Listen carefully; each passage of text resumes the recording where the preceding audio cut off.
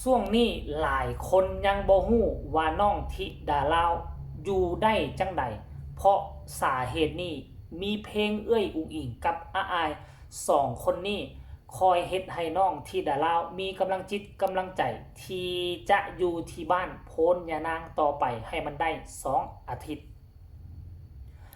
สบายดี FC แฟนคลับทุกทานมาพบมาพ่อกันช่วงสายบ่ายหลายคนก็คงจะกินข้าวกินน้ำกันสำเร็จเสร็จสิ้นแล้วล่ะแต่สำหรับเจบ่เล่าหาก็สิกินข้าวเช้าเด้อหาก็สิได้กินข้าวเช้าเพราะว่าฝนตกมื้อเช้านี่ไปซื้ออาหารก็บ่มีก็เลยได้เอาอาหารเก่าที่มื้อวานนี้พวกเฮาไปร้านอาหารมามันได้สั่งหลายโพดกินบ่หมดคน2คนสั่งประมาณ3-4 ชุดก็เลยได้เอาห่อเข้ามากับ มาห้องมาอุ่นมาทอดกินก็แซ่บอยู่เด้ทานผู้ชมเนาะ FC แฟนคลับอากาศก็ค่อนข้างว่าเย็นดีสบายปกติอยู่เขตนี้มันก็สิเย็นอยู่แล้วมันจะบ่ร้อนเนาะเขตนี้นะมันจะบ่ร้อนแต่ว่า2มื้อนี้มันมีลมพัดผ่านมามีพายุเข้ามันก็เฮ็ดให้บรรยากาศค่อนข้างว่าดีจบอีกคลิปนี้แล้วก็น่าจะพาท่านผู้ชมไปชมวัดพญานาควัดพญานาค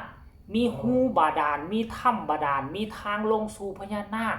เป็นดอนเกาะกลางแม่น้ำคองอีกประมาณอีกจักหน่อยนึงสิพาทุกคนไปชมเด้อเพราะว่ามันก็เริ่มเซาตกแล้วเด้บางกี้นี่ฝนยังมันเป็นตกปล่อยอยู่แต่ว่าเดี๋ยวนี้หั่นบ่นั่นล่ะเด้แต่ว่าเดี๋ยวนี้บ่ตกปล่อยๆแล้วก็คิดว่าสิไปได้อยู่แล้วเนาะ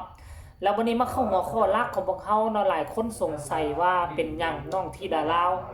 จึงอดทนสู้อดทนอยู่ที่บ้านโพนยานางได้เพราะว่าน้องธิดาลาววิธีการแก้ไขของน้องธิดาลาวพวกเจ้าฮู้บ่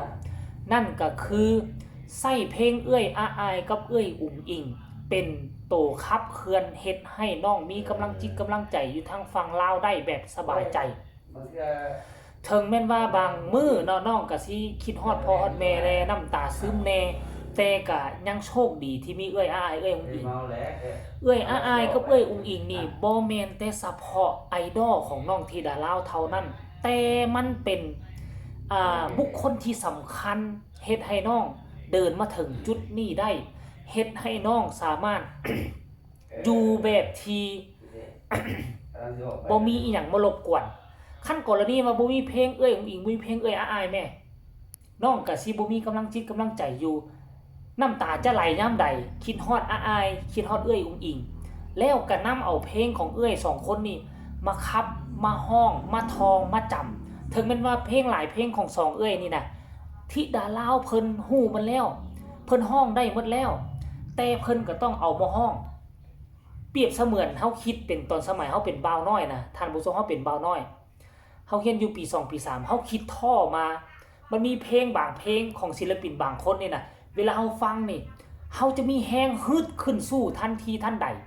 เฮาก็ย้อนคิดไปใส่เฮาตอนนั้นแล้วมาคิดเบิ่งธิดาลาวทุกมื้อนี้โอ้ยมันแม่นแนวนี้หั่นเด้ท่านผู้ชม FC แฟนคลับธิดาลาวนี่ก็ถือว่าเป็นคนหนึงที่ฉลาดลักแหละคันกรณีว่าบ่มีเพลงของเอื้อยธิดาลาวเอื้อยอุ๋งอิงค่อยเชื่อได้ว่าน้องคงจะฮ้องให้น้ำตาแตกพร่าฮ้องเสียงดังแบบฟูมไฟเฮ็ดให้พวกเฮาได้เห็นเลยแต่ยังโชคดีที่มีตัวแบบที่เป็นแบบอย่างที่สำคัญ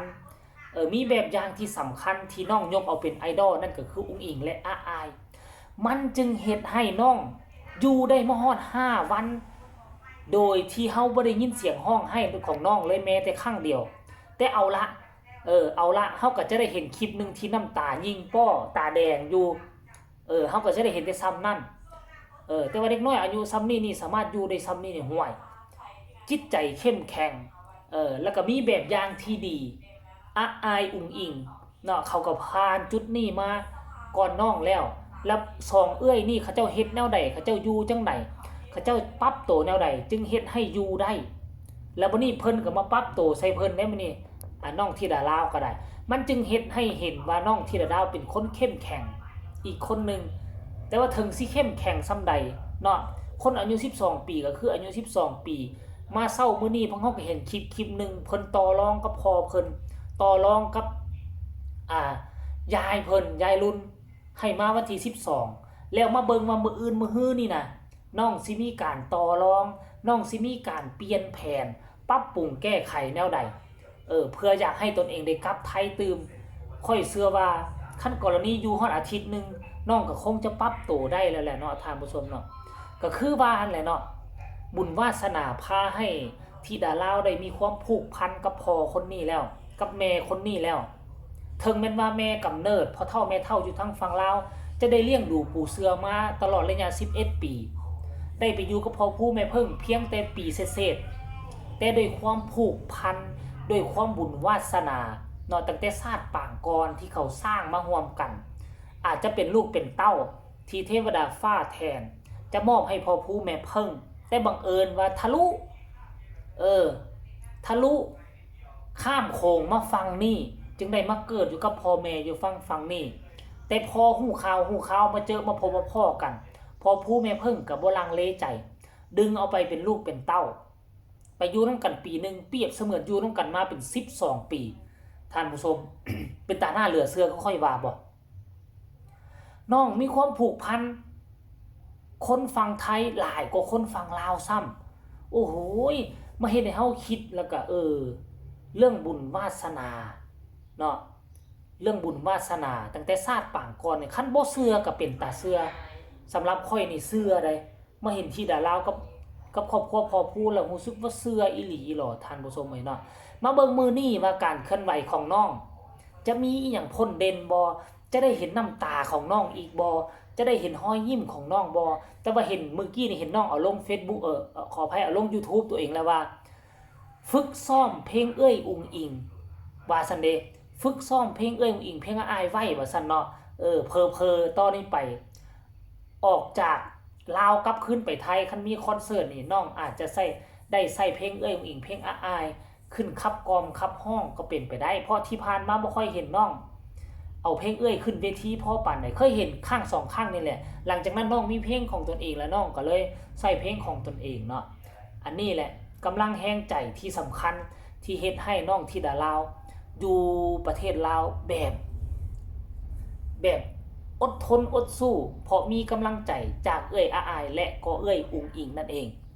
และส่วนหนึ่งที่สำคัญกับพ่อแม่ทั้งฝั่งไทยและฝั่งลาวรวมถึงต่างดงต่างแดนก็เช่นเดียวกันมีส่วนเฮ็ดให้น้องมีกำลังใจที่จะอดทนอยู่ฝั่งนี้ต่อไปได้ให้มันครบ2 อาทิตย์นั่นเองสำหรับคลิปนี้ก็บ่มีอีหยังมากมายเอามาฝากเอามาต้อนเพียงซ้ำนี้ก็แล้วกันฝากกดไลค์กดแชร์กดติดตามที่สำคัญจะกดข้ามโฆษณาผู้ใดอยากส่งกำลังแห้งใจอยากตำหนิติเตือนอยากส่งข่าวเรื่องการเฮ็ดคลิปมิดข่าวของเจบ่ลาวก็สามารถส่งข่าวมาได้ทางใต้คอมเมนต์สำหรับคลิปนี้ขอลาท่านผู้ชมไปก่อนสบายดี